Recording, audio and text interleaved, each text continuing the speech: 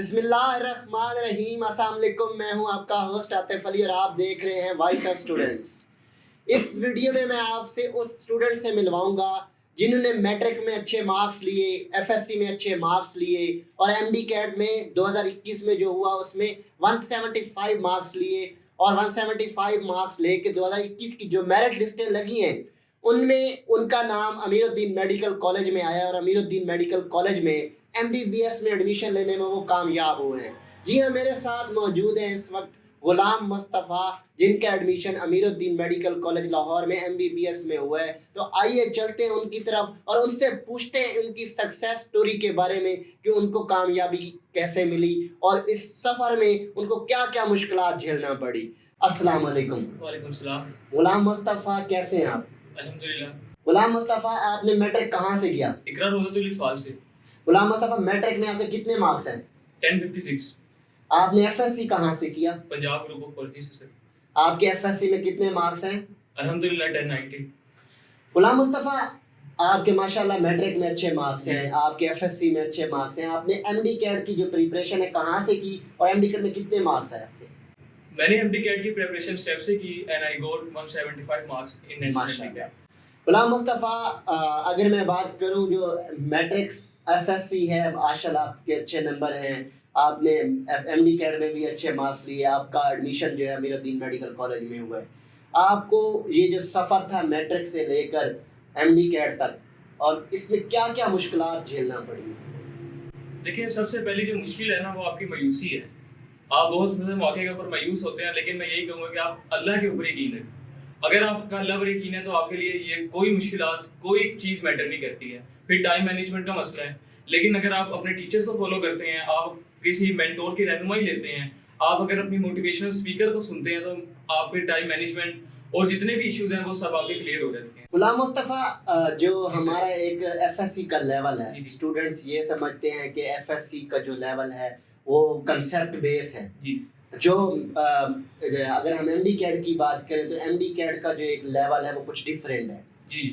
हम सब्जेक्ट की बात अगर करें, दोनों में से सब्जेक्ट अगर फिजिक्स की मैं बात करूँ, फिलहाल फिजिक्स में देखें कि कुछ न्यूमेरिक्स बेस होता है, ग्राफ बेस भी आती है बात और उसके साथ थ्योरी बेस भी आता है। तो एफएससी में तो ये टाइम मैनेज हम कर लेते हैं, लेकिन एंट्री टेस्ट में चूँकि एमसीक्यूज का शॉर्ट टाइम होता है हमारे पास, 45 सेकंड्स या 1 मिनट तक मैक्सिमम हमारे पास टाइम होता है, हमने एमसीक्यू सॉल्व करना होता है। आप क्या समझते हैं कि फिजिक्स में स्पेशली उसमें न्यूमेरिकल वर्क भी है, उसमें ग्राफिकल वर्क भी है, उसमें थ्योरी का वर्क भी है, आपने एफएससी में कैसे उसको कवर किया और एमडी कैट में कैसे कवर किया? देखिए सर, जहाँ तक टाइम मैनेजमेंट का इशू है, एफएससी के अंदर तो आपको उसका कतई कोई मसला नहीं होता। आपके पास खुला टाइम होता है, आप इजीली आप फिजिक्स को भी कर सकते हैं और न्यूमेरिकल के लिए आप 4 से 5 मिनट भी लगा देते हैं तो आपको बाकी पेपर में कोई मसला नहीं होता। लेकिन जब आप एमडी कैट में आते हैं, वहाँ पर आपके लिए सबसे बड़ा जो प्रॉब्लम है वो टाइम मैनेजमेंट का होता है। आपके पास बाज़ औक़ात बहुत बड़े-बड़े एमसीक्यूज़, लेंथी एमसीक्यूज़ आ जाते हैं और आपने उनको, जैसा कि आपने भी बताया, 45 सेकंड्स के अंदर हल करना है। अब उसके लिए ये है कि आपने पहले से ही अपनी प्रिपरेशन उसी लेवल की करनी है। आपने कुछ शॉर्ट ट्रिक्स सीखने हैं, कुछ फार्मूलाज ऐसे ड्राइव करने हैं कि आपको, आपके सामने क्वेश्चन आए, आपने सिर्फ डेटा उसके अंदर पुट करें और आपके पास उतने टाइम के अंदर आंसर आ जाए without the help of calculator. So अगर आपने पहले से अपने आप को मेंटली तैयार किया तो आपको कोई मसला नहीं होगा। लेकिन अगर आप वही एफएससी के लेवल के ऊपर प्रिपरेशन कर रहे हैं, then you will have to suffer alone.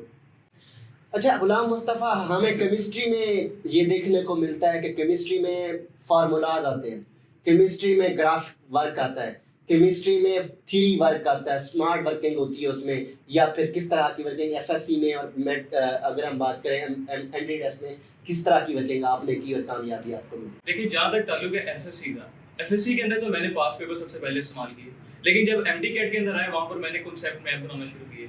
अब अक्सर स्टूडेंट्स पूछेंगे कॉन्सेप्ट मैप का क्या मतलब है। सो फर्स्ट ऑफ ऑल, जिस तरह आपके पास एल्डिहाइड एंड कीटोन्स है सेकंड ईयर में, साल के दौर में, अब मैंने पहले वो चैप्टर का नाम लिख लिया या टॉपिक का नाम लिख लिया, फिर मैं उसका स्ट्रक्चर लिखूंगा, उसका फॉर्मूला लिखूंगा, उसकी प्रिपरेशन लिखूंगा, उसके केमिकल रिएक्शंस लिखूंगा, सबका सब, यानी कि जुबानी लिखूंगा विदाउट यूजिंग अ बुक। जब आप ये सब कुछ अपने हाथ से जुबानी लिखेंगे तो आपके माइंड के अंदर एक उसका सारा चार्ट क्रिएट हो जाएगा जो आपको बाद में बहुत मदद करेगा। गुलाम मुस्तफ़ा, हमने देखा है कि जो एमडी कैट है, जी सर, एमडी कैट में बायो का मैक्सिमम पार्ट होता है। बायोलॉजी बेसिकली ग्राफ्स भी होते हैं, उसमें स्ट्रक्चर्स भी होते हैं, उसमें थ्योरी वर्क भी होता है, उसमें अगर हम देखें तो जो MCQ टाइप्स वर्क भी होता है, वो FSC लेवल में कितना बेहतर होता है। ये जो हमने कॉन्सेप्ट क्लियर किए होते हैं, वही क्या कॉन्सेप्ट जो होते हैं MD कैड में बायो के चलते हैं या नहीं? देखिए, जहाँ तक ताल्लुक है बायोलॉजी का, तो मैं कहूँगा कि बायो एक समुंदर है। आपको मैक्सिमम इन्फॉर्मेशन होनी चाहिए अगर आपने बायो का पेपर को क्लियर करना है। फिर ये कि पीएमसी ने जो आपको आउटलाइंस दी हैं, मिसाल के तौर पर एक सेल है, अब आपने क्या करना है कि सेल की पहले तो आपके ज़हन में एक पिक्चर होनी चाहिए, फिर सेल के अंदर जितने स्ट्रक्चर्स हैं, सेल के अंदर जितनी टर्मिनोलॉजीज हैं, जितने उसके बारे में थ्योरीज हैं, आपको एक एक चीज़ उसके बारे में आनी चाहिए। मिसाल के तौर पर आपने ज़हन के अंदर पीएमसी की एक एक आउटलाइन को लेना है, उनको रफ रजिस्टर के ऊपर लिखना है, और उसके मुतालिक जितनी भी इंफॉर्मेशन है, चाहे आपको पीटीबी की बुक से मिल रही है, चाहे फेडरल से मिल रही है, आपके पास एक समराइज नोट्स होने चाहिए।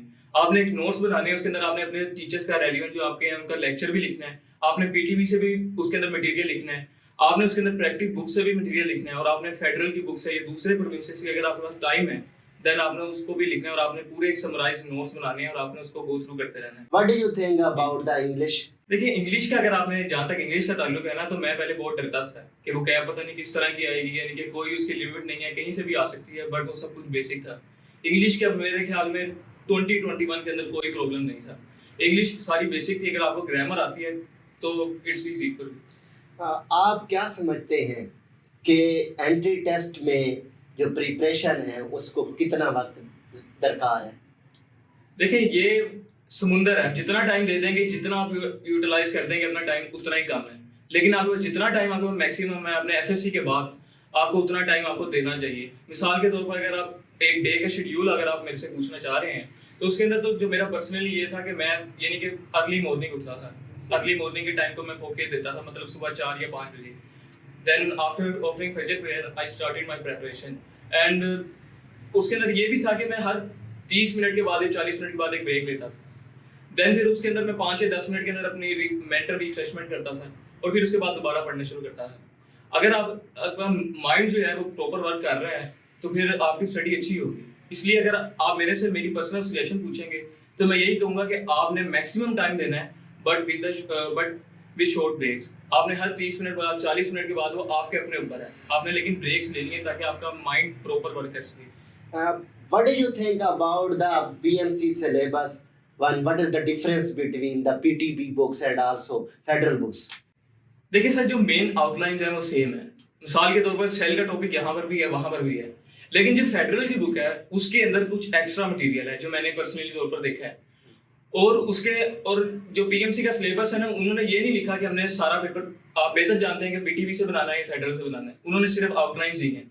वो आउटलाइंस आपकी पीटीबी से भी उठा सकते हो, आपके जो क्वेश्चन है वो पीटीबी से रेलिवेंट भी हो सकता है, फेडरल से रेलिवेंट भी हो सकता है। इसलिए मैं यही कहूँगा अगर आपके पास टाइम है तो आप फेडरल को भी जरूर पढ़ें। गुलाम मुस्तफ़ा वॉइस ऑफ स्टूडेंट्स हमेशा से स्टूडेंट्स के साथ रहा है। 2021 में भी और 2022 में भी हम इंशाल्लाह कोशिश करेंगे टाइम टू टाइम और ऑथेंटिक इन्फॉर्मेशन स्टूडेंट्स तक पहुंचाएं। आपने, अल्लाह ताला ने आपको कामयाबी से नवाजा। आप ये जितना भी आपकी कामयाबी का क्रेडिट है किसको देना चाहेंगे? सबसे पहले तो क्रेडिट कोर्स को अल्लाह, सबके सब अल्लाह का एहसान है, किसी काबिल नहीं। ऐसे फिर अल्लाह के बाद जिनका मेरे ऊपर सबसे बड़ा एहसान है मेरे वालिदैन हैं, और मेरे वालिदैन के बाद जिनका मैं सबसे ज़्यादा ममनून हूँ वो मेरे टीचर्स हैं, including sir Atif Ali, the organiser of this platform. इन्होंने मेरी बेहतरीन तौर पर रहनुमाई की, मुझे तमाम उन पॉइंट से आगाह किया जो कि एमडी कैड के अंदर ज़रूरी थे, और आज मैं जहाँ पर हूँ, जिस मुकाम पर हूँ, वो सब मेरे टीचर्स, मेरे पेरेंट्स और अल्लाह की करम नवाजी से है। गुलाम मुस्तफ़ा, आपका टाइम देने का बहुत शुक्रिया। इसी तरह से आप भी डॉक्टर बन सकते हैं, आप भी इंजीनियर्स बन सकते हैं, आप भी बिजनेसमैन बन सकते हैं। डॉक्टर, इंजीनियर, बिजनेसमैन और एजुकेशन के हवाले से जो भी इंफॉर्मेशन आपको चाहिए, आप हमारे चैनल्स को सब्सक्राइब करें। नीचे कमेंट्स में कमेंट्स करना मत भूलिएगा, हमारे चैनल्स को शेयर करना मत भूलिएगा। बहुत शुक्रिया।